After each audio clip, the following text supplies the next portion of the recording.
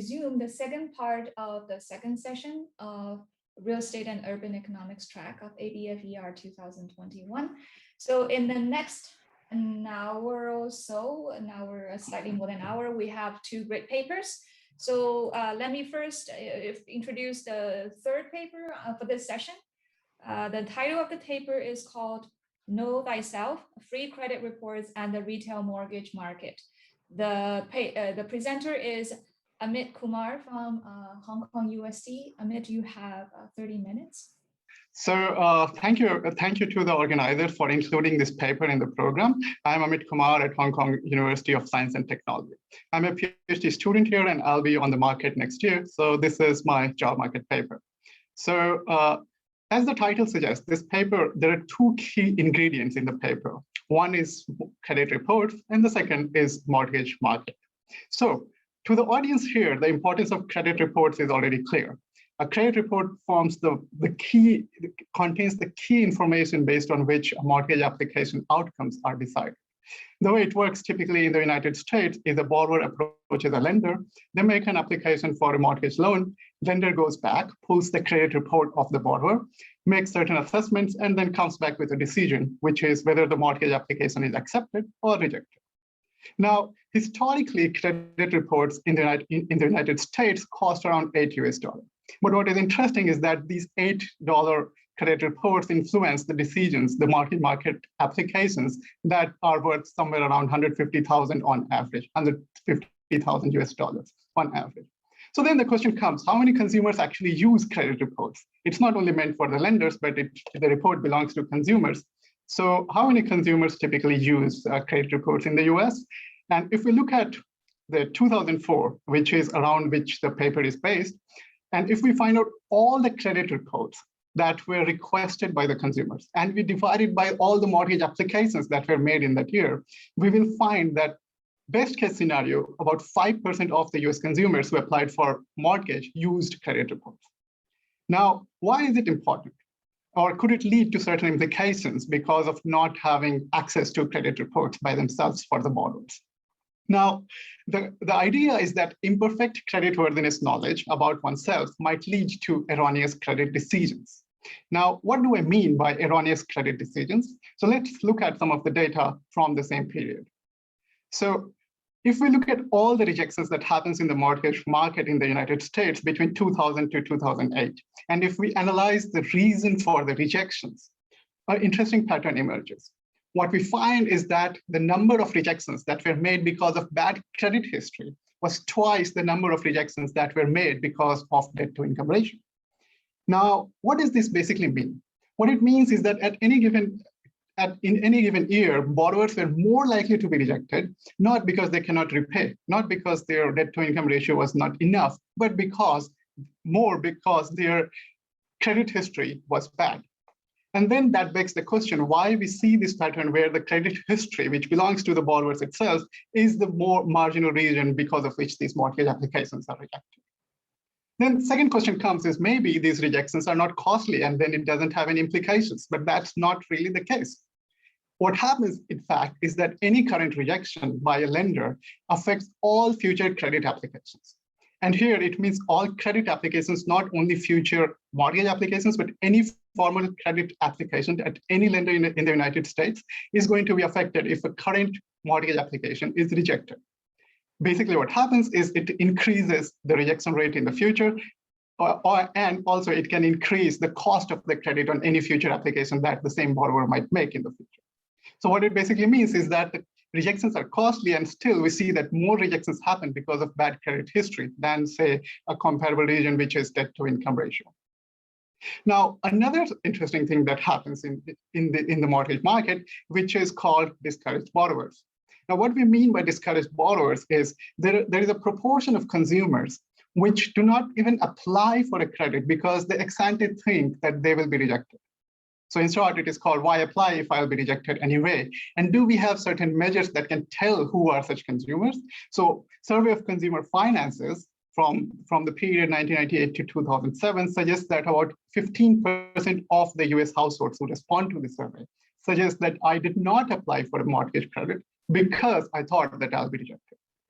if we move forward 20 years later, even up to the period of like 2013 to 2020, we see 13% of the respondents in the survey of consumer expectations that is run by New York Fed suggest that they didn't apply for mortgage because they thought that they would not be rejected. Now, the question is why these two things might be happening. One of the reasons could be that the credit reports or the credit worthiness information is not available at the consumers. And that brings to the research question of this paper, which is to find out in a causal way, what is the effect of lowering the economic cost, the consumer's economic cost of credit reports on the mortgage market outcomes. Now, at this point, we should think a little bit about what is the economic cost of consumers accessing credit reports. So it's not just the $8 that the monetary cost that one needs to pay to access the credit reports, but it also includes the cost of, say, knowledge cost. Do consumers understand that credit reports are important for a mortgage application? Do they understand where to go to find a credit report that from the lenders? Should they go to the bank? Should they go to the credit rating agencies? And all of this comes together to form the economic cost of accessing the credit reports. And the research question that I try to answer here is what happens if we lower the economic cost? What happens to the mortgage market outcomes? So before moving forward, it is a very, very brief preview of the key results. What we find is once we lower the economic cost of credit reports to consumers, what we observe is that approval ratios increase by about 1 to 2 percentage points. We see increase in mortgage applications, which is around 14 to 16% in terms of number. And more importantly, what we find is the changes happens in the mortgage market, which suggests that there is an improvement in the borrower pool. What do we mean by borrower pool improvement is what we see is that the subprime population fraction starts to go down to some extent, and the default probability also starts to decrease on the mortgages. And we would also see that there is larger increase in credit flow to the creditworthy borrowers or / creditworthy areas. We also see that interest rates marginally rise, suggesting that it has to be primarily a demand-driven effect, not a supply-driven effect where the lenders start to lend more to the consumers once the economic cost of credit reports go down.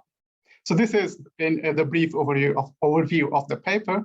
So the question now is, what could be the mechanism? How would the credit reports affect these mortgage market outcomes?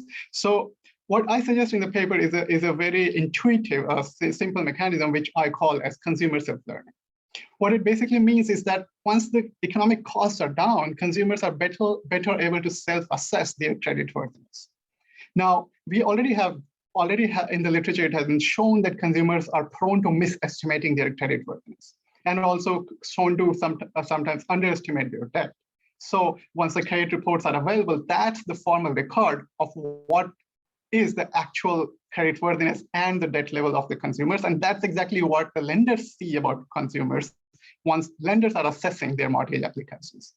The second thing that can happen because of credit reports is that it gives an opportunity to review the credit decision of the borrower and also to take any corrective action if needed. For example, if some consumer expect that they're not good enough, but they find that actually their credit report is good, then they might start applying for the credit market. So new credit-worthy consumers might enter the market. At the same time, if consumers find out that there are bad records on their credit reports, or there are some erroneous report on their credit reports, they can take decisions that can either help them with removing those bad credit reports or improving their credit history. They can delay their application, or they might choose to go to, let's say, a subprime lender than to a prime lender, because I understand that I'm not good enough to get a mortgage from a prime lender. So once we combine these effects together, the predictions that we would come at is that approval ratios should go up in the market, because now we have more informed applicants. The applicants are better able to sort themselves between whether they should apply for a credit or not. And at the same time, what should be the prediction on the credit applications? Now, credit applications can go up or down. That depends on the prior distribution of the beliefs of the consumers on their own creditworthiness. So we cannot have a clear prediction on what would happen to the credit applications. So with this in mind, let's very briefly talk about the literature which this paper touches upon. So there is a small finance literature that talks about the information provision or disclosure, where it has been shown across different markets, like how providing more information changes mortgage outcomes. For example, showing more FICO scores leads to less defaults. That is by Homnauf et al. 2019. And standardization of the information of mortgage contracts reduces defaults. That's by Kulkarni 2018. Similarly, this paper also touches upon the literature on financial literacy, where the information about creditworthiness literacy or credit literacy can affect the decisions of the consumers. All right, so let's come to the empirical part of the paper. How do we answer this question of how do we identify the effect of lowering the economic cost of credit reports on the outcomes? And how do we do it in a causal way? So what I use in this paper is enactment of a national act in the United States, which is called Fair and Accurate Transactions Act of 2003. It's in short also called FACTA. Now, what this act basically does is it's a federal level law, and what it says is that now in the United States, free credit reports will be provided annually. It also specifies how the credit report will be provided. Now there is going to be a central website that will be established, and now consumers can log on to the central website and they can get their credit reports in less than 3 minutes. I myself ran the check, and I could see that it's a credit report is available within 3 minutes of starting the process. But what happens, interestingly, is that 7 US states already had free credit report provisions before the national law, which is FACTA, came in. So what the situation now is going to be is that we had these 7 states, which we refer to as pre-FACTA states. They had access to free credit reports, but rest of the states of the US, they are going to get the free credit reports from after the enactment of this law. And I'm going to use the difference between these two states to identify the effect of the lower economic cost of accessing credit reports. So essentially what I do is I'm going to run a simple difference in differences setting with a single treatment event where the control states are going to be the states, the pre-FACTA states, where the credit reports were already available.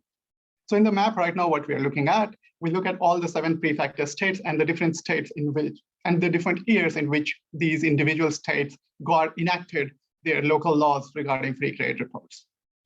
Now the treatment states are going to be the states that surround these states. So all the states that are represented here in navy are the treatment states that I'm going to be looking at. To repeat, these are the states which got free access to free credit reports after FACTA was enacted.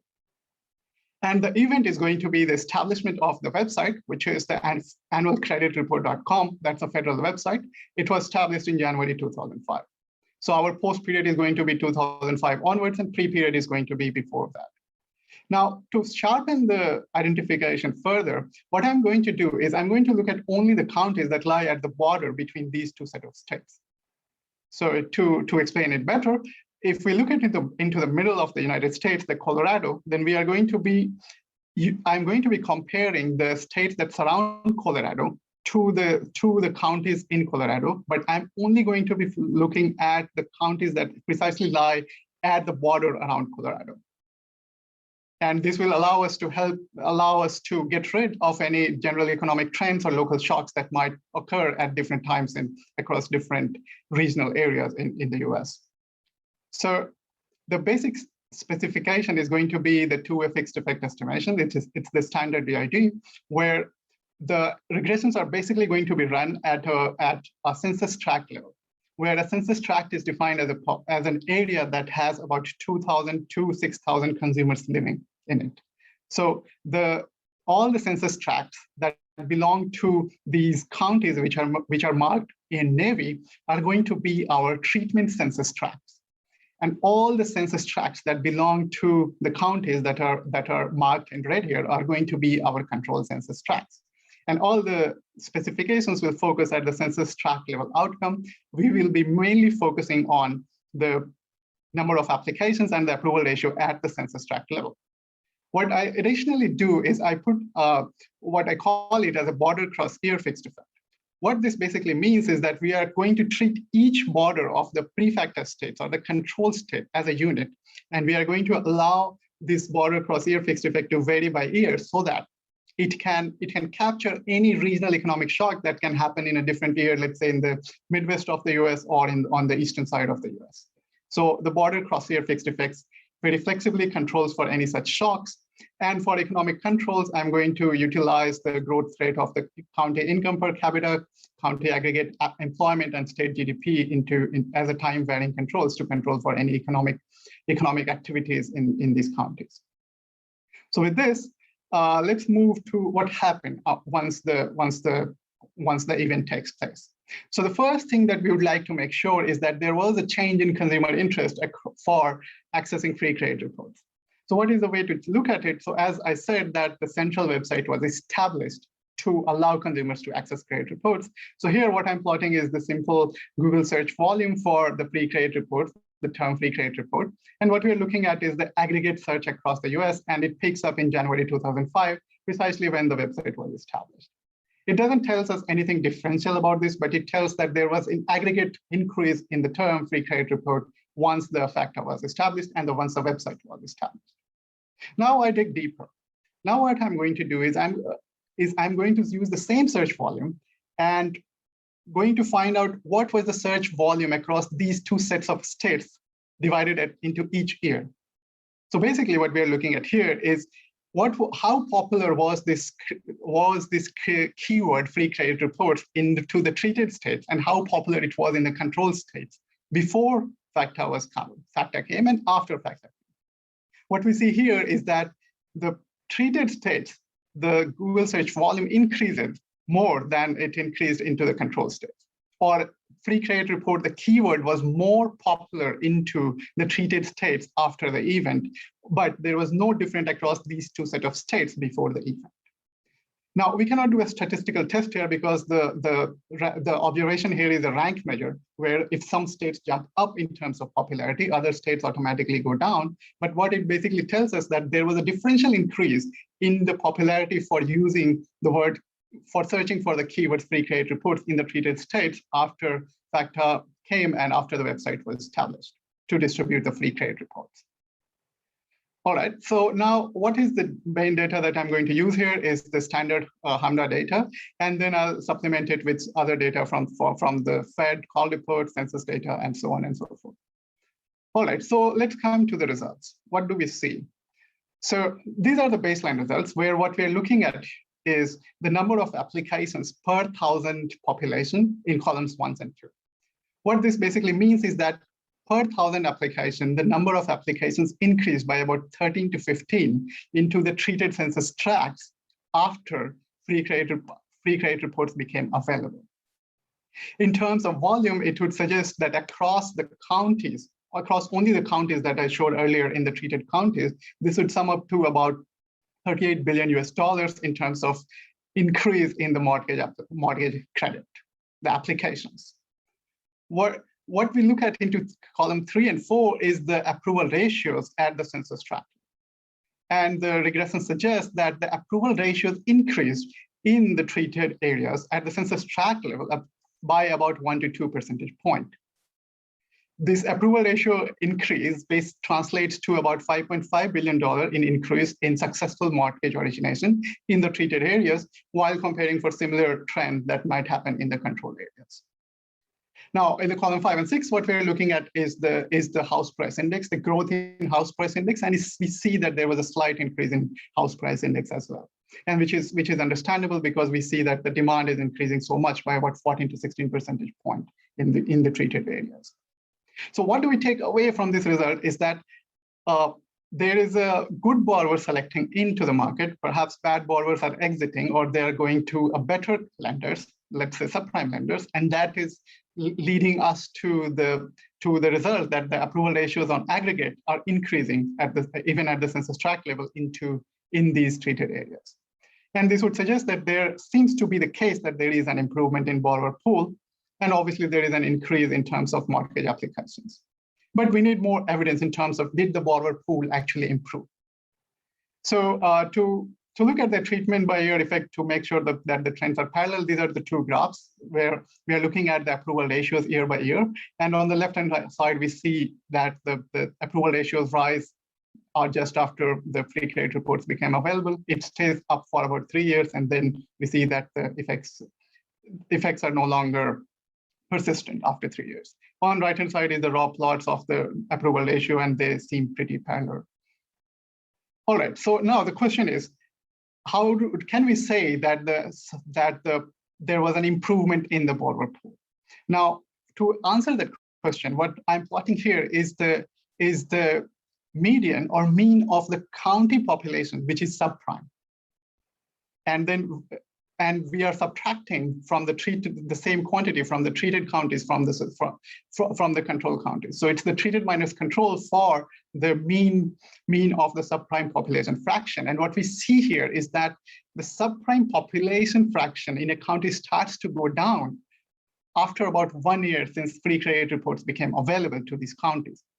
What this basically suggests that we are seeing that more people are now can be categorized as prime in these counties. And it takes about 1 year for the effect to take place. And this is a very general measure. These are not the consumers who are applying for mortgage. These are not the consumers who are only applying for mortgage or credit card or something. This is the county population statistic in terms of what fraction of the population is subprime or prime. And we see that improvements happen at this general measure. The improvements show up. Then, if we really believe that there was an improvement in the consumer pool, then what the best measure to look at is what happens to the defaults. So here, what I'm plotting here is what I call as adjusted default rate. What an adjusted default rate is, basically, I take the vintage of all the applications that were made in the treated areas just after the event. And then I take all the vintage of the applications that were made in the control areas just after the event. And I'm going to follow these mortgages over time. And I'm going to find in each month what fraction of the original vintage was late by payment for 60 days or more. And then we are going to plot that for the treated areas and the control areas and take the difference. What that basically means is in this plot, this blue line, if it was at 0, that would mean that at any given time after these mortgages were originated, the mortgages from the treated or the control areas were equally likely to default. But what we see here is that most of the time, the blue line is below 0, which suggests that the mortgages from the treated areas now, which are coming into the picture, they were less likely to default than the mortgages from the control areas over time. What is even more interesting is even if we look into the area, which is 2008, which will fall somewhere around here, even in that time, the mortgages were less likely to default from these newly treated areas where free credit reports became available. So this also suggests that not only ex ante, we see some certain improvements in the borrower pool, but we also see improvements ex post in terms of default performance. Now, the question is, could it be that lenders started giving more credit into these areas, knowing that more free credit reports are available and perhaps consumers are more aware, and then I should start giving more credit? Now, to rule out this, what we look at is the interest rates into these two areas, and what we see is that interest rates increase in the treated areas. So that would suggest otherwise. Because if it's lender who is increasing credit to the areas, then we should at least see credit interest rates to go down, or at least there should not be any difference between these two types of areas. But we see that interest rates are also going up. So it has to be the case that it's the consumers who are demanding more credit, and the borrower pool is better, where we are seeing that they are able to take mortgages even at a higher rate, and they are obviously defaulting less, and so on and so forth. Now, what could be the mechanism? So as I discussed earlier, I propose that it's a consumer self-learning mechanism, but can we give certain evidence in this regard? So here, what we are looking at is the fraction of total applications that gets rejected for a given region, and we are looking at credit history and debt to income. That was the initial motivation, that we see a lot more rejections happening because of credit history than because of debt to income ratio. What we see after free credit reports became available is that the rejection reason because of credit history goes down, but we don't see any such change that happens for the debt to income ratio. What this basically tells is exactly why I was motivating, the way I was motivating this paper, is that now after you start lower the economic cost of free credit, of the credit reports, what you would see that consumers are now less likely to get rejected because of credit history. And that speaks to the point is that something is happening with respect to consumer learning. Now we see that this effect is mostly concentrated in high denial areas, and that is expected because if the areas don't have rejections, we can't expect that the rejection ratios should go down. So what more can we see about the channel? So one thing what we see is that, is there an entry by new borrowers? And the way to find if there are entry by new consumers is to find out if there are first-time home buyers. And here, what we see is the fraction of first-time home buyers increases in the treated areas after the event. That basically suggests that there is change in the composition as well because of the free credit reports that happened after FATCA. And this also gives the evidence that there is some new consumer entry. And this perhaps links to the fact that we have discouraged borrowers phenomena happening where borrowers don't even apply because they think they are not sure they would get the credit.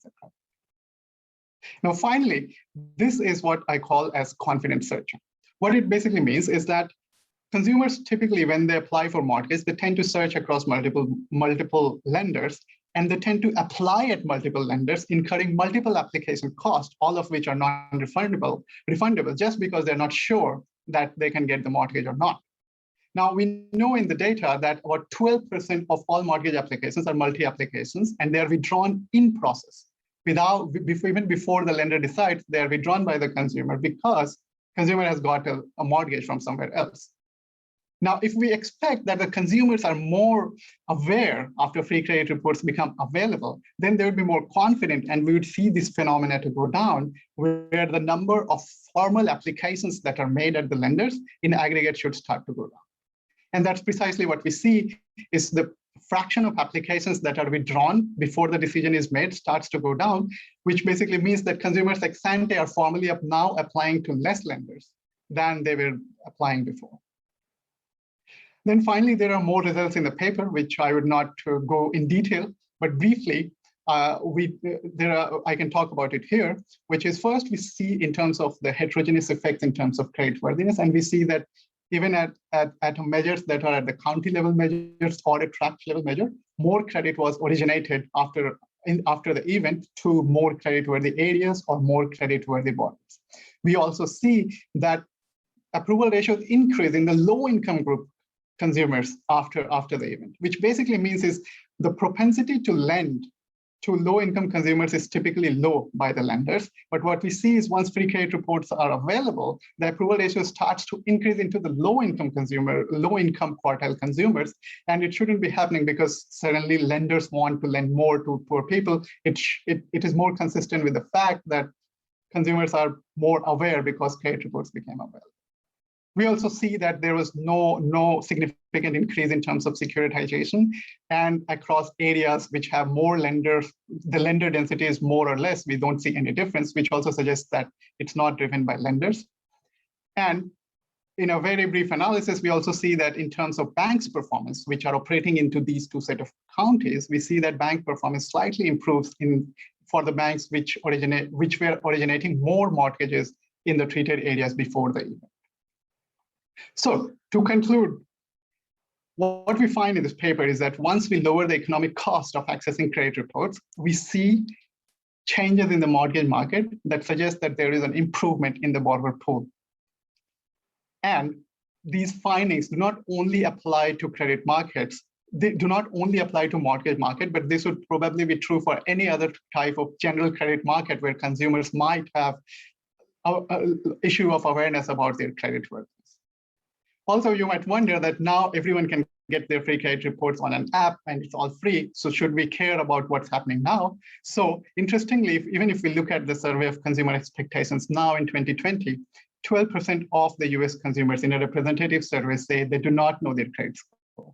20% of them respond in 2020 that they have not checked their credit report or they have never checked their credit report, or they have checked more than 2 years ago in 2020. So the policy implications are perhaps higher, suggesting that lowering the economic cost probably would lead to similar improvement in the borrower pool. And finally, what better way to conclude a presentation than to show a tweet by the regulator which cares about mortgage markets. So this is a tweet by Consumer Financial Protection Bureau, where they are asking people in the middle of the pandemic. It's a tweet on March 6, 2021, where they are requesting people, please check your credit reports. They have made special arrangements for consumers to check credit reports for free here. So thank you everyone for listening, and please feel free to email any suggestions, questions, or comments. Thank you again. Okay. Thank you very much, Amit, for the great presentation. So the discussant for this paper is Shashwat Alok from Indian School of Business. And Shashwat, you have 10 minutes. Thanks, Vanlan. Thanks, the organizers, for asking me to discuss this very interesting paper by Amit. Let me just jump right into the brief summary of the paper. So the author is trying to assess the impact of access to free credit report on mortgage outcomes. Am I clear? Can you all hear me? Thanks, Vanlan. Thanks, the organizers, for asking me to discuss this very interesting paper by Amit. Let me just jump right into the brief summary of the paper. So the author is trying to assess the impact of access to free credit report on mortgage outcomes. Am I clear? Can you all hear me? Yes. Okay. And the idea is that after the law change in the US, FACTA, which was brought in 2003, starting in 2005, people could access their credit reports for free at least once a year. And when Amit talks about cost, it's not just the financial cost of accessing report. Maybe there are costs of knowledge or inattention. People don't pay attention to their credit reports, and the law itself made credit reports and their importance salient. The underlying theoretical idea is sort of simple, that there may be consumers who may overestimate their credit worthiness, and there may be consumers who may underestimate their credit worthiness. And now that these credit reports are freely available and salient, some of the uncertainty regarding the credit worthiness of consumers may be resolved by accessing their report. So it may increase mortgage demand by borrowers who were earlier underestimating their credit worthiness, or it may decrease mortgage demand by borrowers who were earlier overestimating the credit worthiness, which means that the impact on mortgage applications or mortgage demand is sort of ambiguous ex ante before we look at the data, because it could have gone either way. The impact on approval rate is, at least by understanding, less ambiguous, because credit reports resolve uncertainty regarding borrowers' credit worthiness. The marginal borrower following the availability of free credit reports is likely to be better as compared to ex-ante pool of borrowers, and because of which approval rates should more often than not go up, regardless of the underlying distributions of the fraction of underestimators or overestimators in the population. The empirical design is simple. It's a standard difference in differences. He looks at 7 treated states. These were states treated even before this law came into effect. And because the outcome is not supposed to change around this event for these treated states, they act as control states. Now, to construct the treatment group, Amit looks at the bordering areas of this control state. And so essentially, we are comparing counties in the pre-treated states versus counties in the new treated states. And then we go forward with the standard difference in differences.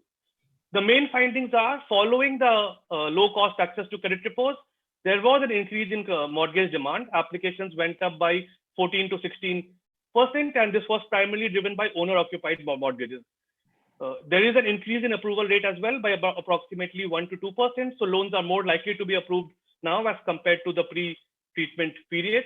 And there is decrease in default rate in the treated counties as compared to the control counties. There is some evidence of increase in house prices, but he doesn't push it, and maybe that is not that central to the analysis anyway. And to his credit, he does a large battery of robustness tests to provide consistent evidence consistent with his main theory or main channel, which is that consumers are learning about their credit worthiness and which is impacting their credit decisions in a positive way. And the evidence is inconsistent with the supply side shock, because interest rates go up following the event. If it was a supply side shock, interest rates should have gone down. Now, my take is it's interesting and clearly important question. It's one of those questions where you wonder, why did nobody look at it before? So whenever I look at such a paper, I think it has a great potential. It's very well written. It's clearly motivated. It's empirically carefully executed. He has tried to preempt most of the concerns. Now, one could quibble about the specific tests that he does, but this is an early stage of the draft. To his credit, he has thought about the concerns and tried his best to resolve it. And I hope that the paper will only get better with time. So it's given that he has sort of thought about most concerns, it's difficult to raise new concerns. So I will have some minor quibbles and some big picture suggestions on how you can strengthen the mechanisms. And not all of the suggestions I will have solution for. So the big picture implication of this paper is what? Because the number of applicants, mortgage applicants is going up, which suggests that the mortgage demand is increasing. It means that in the population, the fraction of people who underestimate the creditworthiness is more than the fraction of people who overestimate the creditworthiness. If the fraction of underestimators and overestimators were broadly similar, then we would not expect any impact on mortgage demand. We would expect an impact on approval rate regardless. The evidence on approval rates also suggests that the marginal applicant is now better. The pool of borrowers has gone up. And this, I think, is an important implication which you may want to play up. This is in contrast to what we find in the psychology literature. In most other settings, people are likely to overestimate their ability. For instance, people overestimate the ability, their social skills, or their driving. And I run these experiments in my class every year, and almost 80% of the class rate them above the median or above average. So what your paper is telling us is that in financial settings, people may be more likely to underestimate their creditworthiness. And if you can dig deeper, sharpen this mechanism, or provide some theoretical literature on why that might be the case, or maybe even psychology literature, that would be useful. And I think this is central to the story. I would look at all your results through this lens of underestimators and overestimators. I know that this measure of creditworthiness in the consumer's mind is a latent variable. It's difficult for you to capture it. But if you can think about some county level proxy for the propensity to underestimate or overestimate, that may help. I have some crude suggestions. They are not perfect. When we look at the heterogeneity test that Amit does, what he finds is that increase in mortgage demand seems to be driven more by the counties which were ex ante high creditworthiness counties, or these are counties where the fraction of subprime borrowers were lower. This also again suggests that creditworthy borrowers are more likely to underestimate their creditworthiness in the absence of access to credit report. So what an ideal test would be not just look at the fraction of creditworthy borrowers in a county.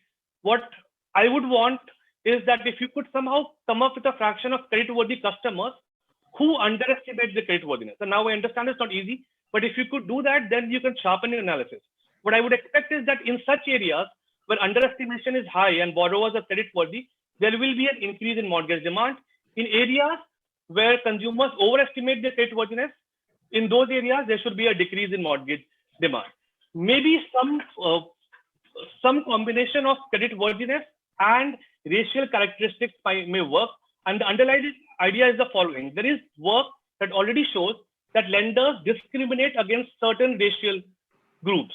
So maybe a combination of creditworthiness along with these discriminated groups may give you some proxy for underestimation or overestimation in the consumer base. So maybe if I am discriminated against, I am more likely to underestimate my creditworthiness. And these are maybe what are driving your results. And you have some evidence which sort of suggests this may be going on.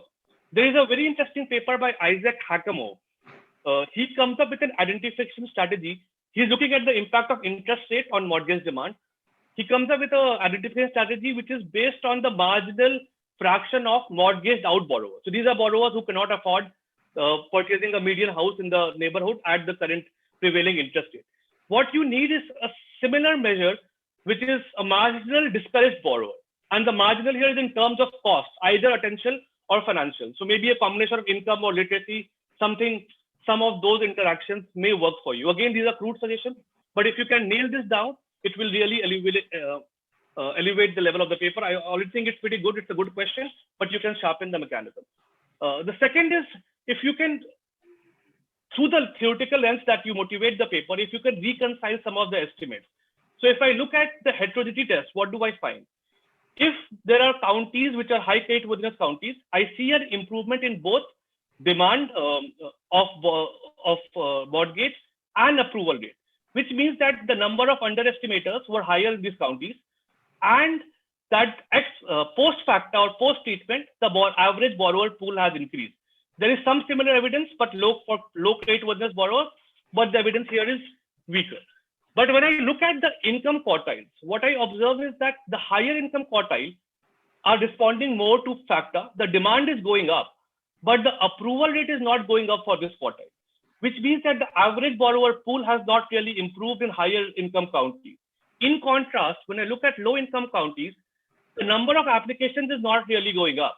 So maybe these are counties where the fraction of underestimators or overestimators were sort of similar. The good borrowers enter the market, the bad borrowers exit, and which leads to a better borrower pool and higher approval rate. So if you can shed some more light on this, tie it to your main story, that would help. The second thing I would like you to do is to show some measures of, is there an overlap between high creditworthiness counties and income, high income counties, or what is the degree of overlap? Can you explain what is driving the variation across these subsamples? The second estimate that you may want to pay a little bit more attention to is, and again, because this is central to your main story, is that you do observe that there is a 0.3% drop in rejections due to credit history, which suggests that maybe consumers are more aware of the credit history. The bad consumers are less likely to apply when they have a bad credit history, so denials go down. But you also note that the total fraction of rejections that are denied due to credit history reason is 39.4%. So this 0.3% seems like a modest drop as compared to the aggregate. And maybe it is because good borrowers are underestimators and the fraction of overestimators is low to begin with. And that is why you are finding this effect. But some thoughts on that would be helpful. The second point is that the denial due to credit history has gone down by 0.3%, but approval rate has gone up by 1 to 2%, which means that 70% of the jump in approval rate is not being explained by these rejections. So can you look into what other category of denials have gone up post factor? And if you can show some heterogeneity across the tests that you have done later on creditworthiness, income, racial composition, I think that will help you tighten your mechanism better. It would also be useful to show both high and low ex-ante denial counties. For now, I could only see the results on high ex-ante denial counties. The baseline back of the envelope calculations that you do are quite nice. I really liked these estimates. You can use these estimates to lend more credibility to your results. You have 1 minute to wrap up. Okay, you can use these estimates to lend more credibility to your results. Try to match this with the macro increase in treated counties versus control counties.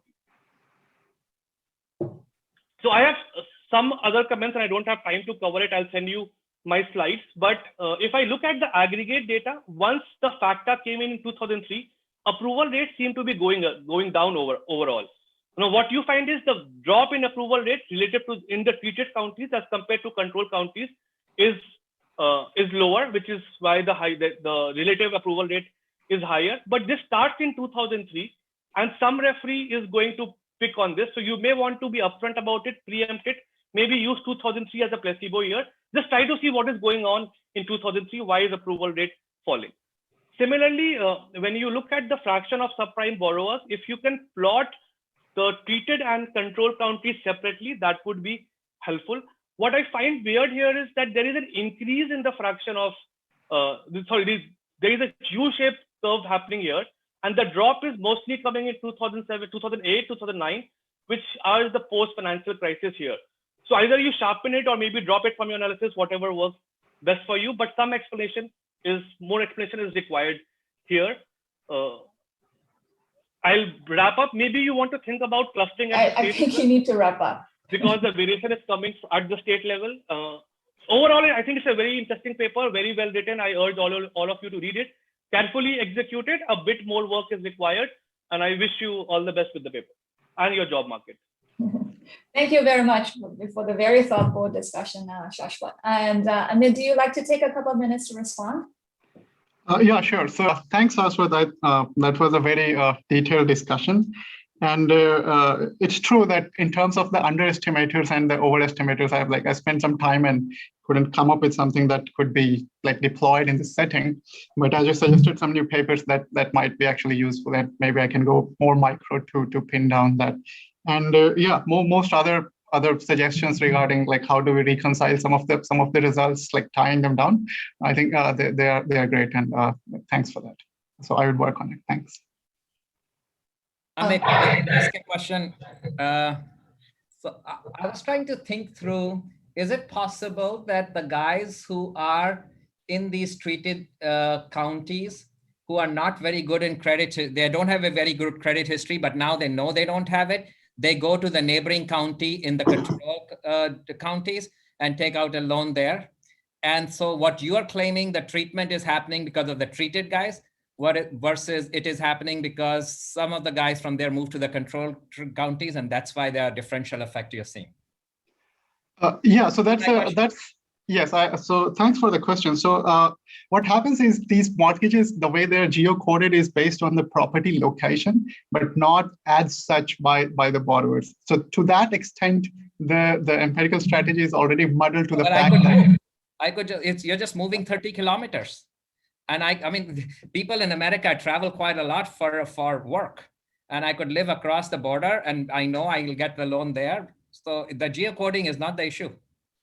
Yes, exactly. So what I was saying is exactly your point, is that anyway, the mortgage applications that I'm saying that is like belongs to a treated county or a control county, they're just based on the property, but not the location of the borrower. So to the extent that the percentage of borrowers who exist who live in another county but buy property in the another county, that would muddle the empirical. So it's hard to say based on the credit data where are the location of these borrowers. But what we know is the way the free credit reports were available to the prefecture states was based on the tax residency. So as long as the consumer is a tax resident of this state, they could access the free credit reports before FACTA came. But could the movement of consumers or migration could explain these results? In the current form, the empirical strategy doesn't speak about it, but that's plausible in a sense. Yeah.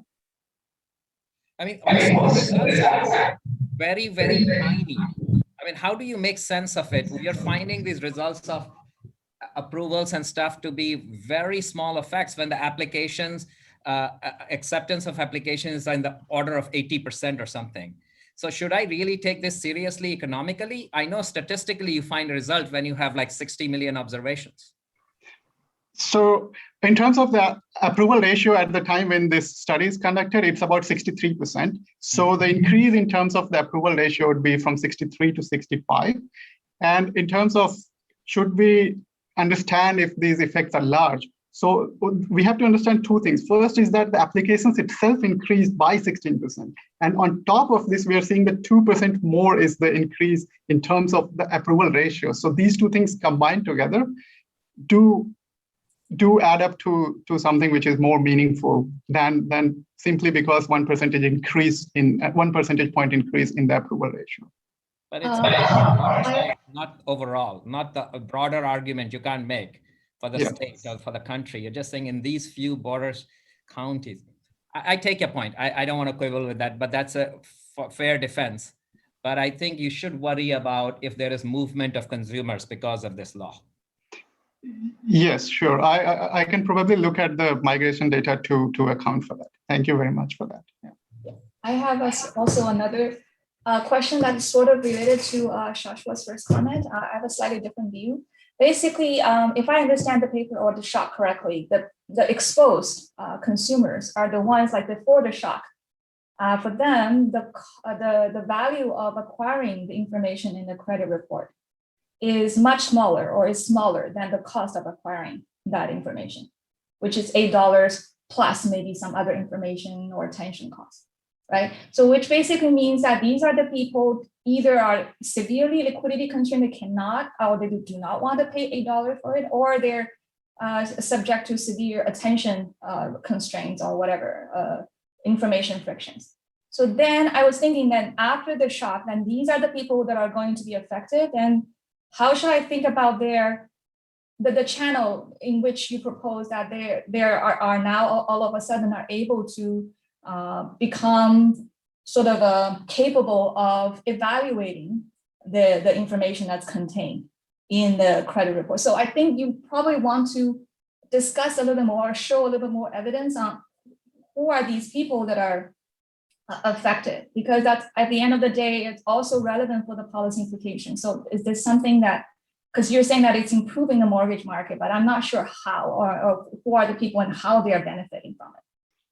Yeah, so that's a good question. Is who are are the consumers who are more likely to benefit from it, or can we pin down where it is coming from in the data? So I looked at some of the like credit boards in the United States where people are discussing about the credit decisions and mortgage decisions. So there it does seem that FACTA was in discussion for quite a while, where there were consumers who are saying it takes me 6 months to access my credit reports before, but now FACTA is coming, you can just wait for 2 more weeks, and now probably we will be able to. Then it's important to understand the nature of the shock. Is it really about just getting it for free, or is it also like, is it a monetary shock, or is it also like now, in addition to making it free, they also expedite the process at which you can access the report? Or is it just basically also like a salient shock where people know, oh, now they realize that they are able to get the credit reports. Maybe before I'm willing to pay $8, but I just don't remember, I don't even know there exists such a report. Now it's such a salient thing that I actually, I'll just go ahead. So I don't yet see what type of shock you're talking about, because it's also important to understand, because otherwise, like if people are just not willing to pay $8, it's hard for me to think about what kind of a characteristic they have, and also how come they are able just to become better in assessing or become more financially literate, or better assessing their credit worthiness afterwards. Yes, exactly. So one thing which I do agree, and I do believe, is that it cannot be just the financial cost of $8. I mean, $8 is virtually nothing in terms of a decision that is a mortgage buying decision. And one thing that seems to be the case, that it has to be the awareness cost and like understanding that that this particular thing, the credit reports matter. But can we pin down in the data is something I definitely want to work on. So thanks. Okay. I think, yeah, so it's all very good discussion. We're slightly out of time. So thank you again for both Amit and Shashwat for the great presentation discussions.